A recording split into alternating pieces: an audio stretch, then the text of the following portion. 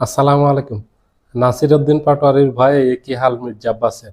মির্জা আব্বাস তো উনি সবসময় কথা বলে খুব মানুষকে ধমক দিয়ে এবং মানুষকে খুব ভয় ভীতি দেখিয়ে উনি খুব উচ্চ স্বরে উচ্চ কণ্ঠে কথা বলে।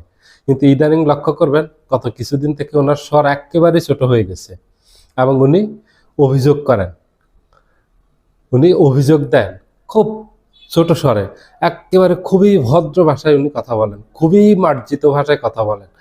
এখন বোঝা যায় যে ওনার থেকে ভদ্র মানুষ, মার্জিত মানুষ আর কেউ নেই। কিন্তু মির্জা আব্বাস উনি এই স্বভাবের মানুষ না, এটা আমরা সবাই জানি। এটা 2 সপ্তাহ আগেরও উনি যেভাবে ধমক দিয়ে কথা বলছেন, এই যে ওসমান হাদিকে যখন গুলি করা হয় শুক্রবারে 12 তারিখে ডিসেম্বরে, উনি যখন ঢাকা মেডিকেলে দেখতে যান ওসমান হাদিকে, তখন ইনকলাব মঞ্চের নেতাকর্মীরা তাকে সেখানে ঢুকতে দেয়নি এবং ভুয়া ভুয়া স্লোগান দিয়ে তাকে সেখান থেকে বের করে দিয়েছে।